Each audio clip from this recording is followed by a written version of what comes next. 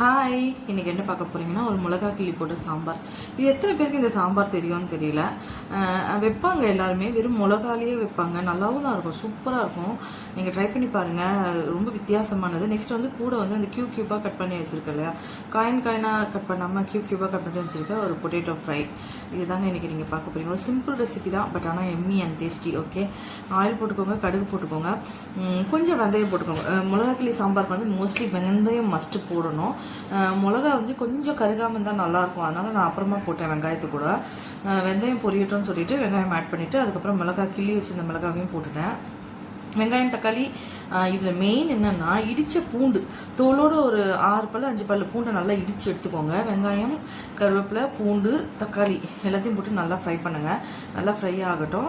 அதுக்கப்புறம் நம்ம கிள்ளி வச்சுருக்க மிளகா ஒரு 6 மிளகா 5 மிளகாய்க்கு மேலே தான் இருக்கும். நான் காஞ்ச மிளகா அதை கிள்ளி அது கூட போட்டு நல்லா வதங்கட்டும். தக்காளி அப்புறமா போட்டுக்கோங்க. வெங்காயம் வதங்கினதுக்கப்புறமா கூட போட்டுக்கலாம். ஒன்றாவும் போட்டுக்கலாம், ஒன்றும் இல்லை, சாம்பார் தானே நம்ம வைக்க போகிறது. இதில் வந்து அந்த பூண்டோட ஃப்ளேவர் ரொம்ப நனான்ஸாக இருக்கும். கூட அந்த வெந்தயம் போடுறோம் இல்லையா, வெந்தயத்தோட ஃப்ளேவரும் ரொம்ப நல்லாயிருக்கும் சாப்பிட்றதுக்கு. இந்த மாதிரி நல்லா வதங்கட்டும்னு சொல்லிட்டு இப்போ மிளகா கிள்ளி வச்ச மிளகாவை போட்டுடலாம். ஆயிலையும் போடலாம், ஒன்றும் பிரச்சனை இல்லை. கருகாமல் இருந்தால் கொஞ்சம் ஃப்ளேவராக இருக்கும் மிளகா, அதனால் நான் இப்படி தான் போடுவேன். இந்த மாதிரி போட்டுக்கோங்க, நல்லா ஃப்ரை பண்ணட்டும்.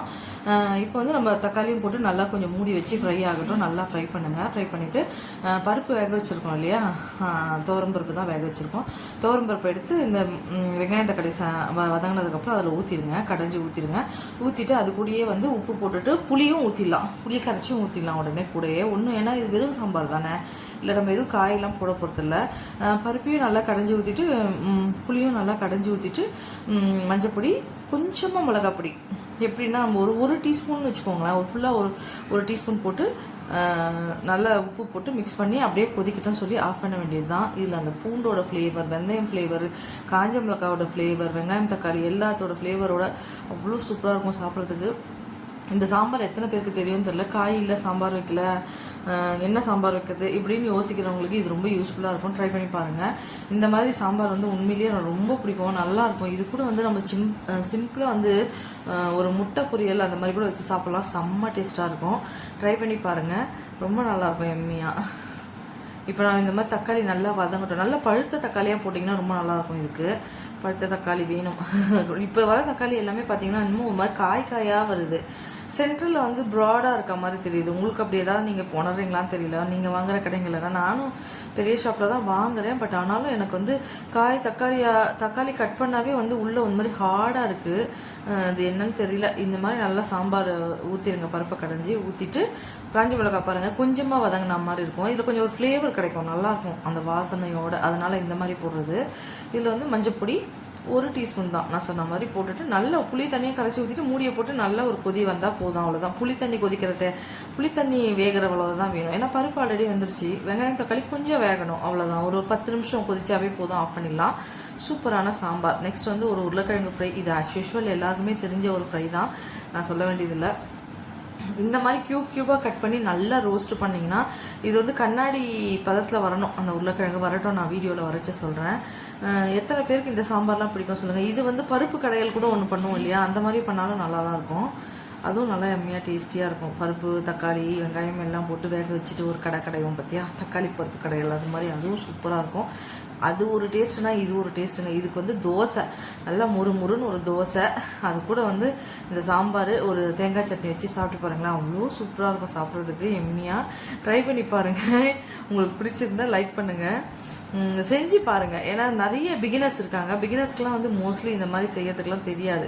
நான் அடுப்பு அந்த பக்கம் ஷிஃப்ட் பண்ணிவிட்டேன் அது இதுவை சாம்பாரை. நெக்ஸ்ட் வந்து உருளைக்கிழங்குக்கு தான் ரெடி பண்ணிடுவேன். உருளைக்கிழங்கு ஒன்றுமே இல்லைங்க, ஆஸ் யூஷுவல் கடுகு உளுத்தம்பருப்பு போடணும், நல்லா பொரியட்டும்னு சொல்லிட்டு உருளைக்கிழங்கு போட்டுட்டு அது கண்ணாடி பதமாக வரணும் உருளைக்கிழங்கு. அந்த டைமில் நம்ம வந்து மஞ்சள் பொடியும் மிளகாய் பொடியும் போட்டு உப்பு போட்டு லைட்டாக தண்ணி தெளித்து மூடி வச்சிட்டிங்கனாவே வெந்துடும். க்யூப் இன்னும் சின்னதாக கூட போடலாம், நான் கொஞ்சம் பெருசாக தான் போட்டிருக்கேன்.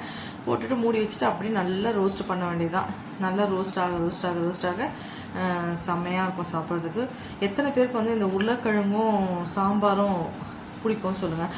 சாம்பார்னாவே வந்து பந்திலையும் சரி கல்யாணத்துலேயும் சரி உருளைக்கிழங்கு தாங்க வைப்பாங்க.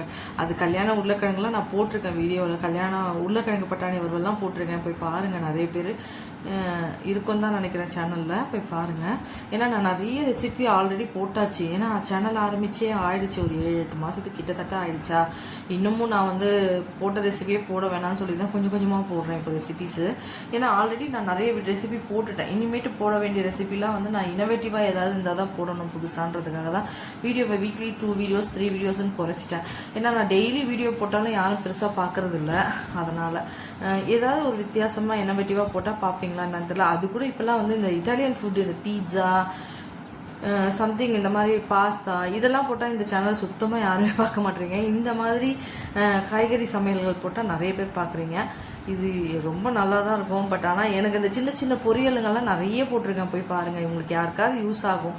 நிறைய பேர் பேச்சுலர்ஸ் குக் பண்ணுறீங்க, அவங்களுக்கும் பெருசாக யூஸ் ஆகும் தான் நினைக்கிறேன்.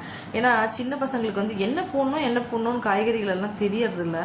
வெங்காயம் போடுறாங்க, எல்லாத்துக்கும் வெங்காயம் போட்டு வறுத்து பொரியல் பூண்டு போட்டு அது போட்டு இது போட்டு பண்ணுறாங்க.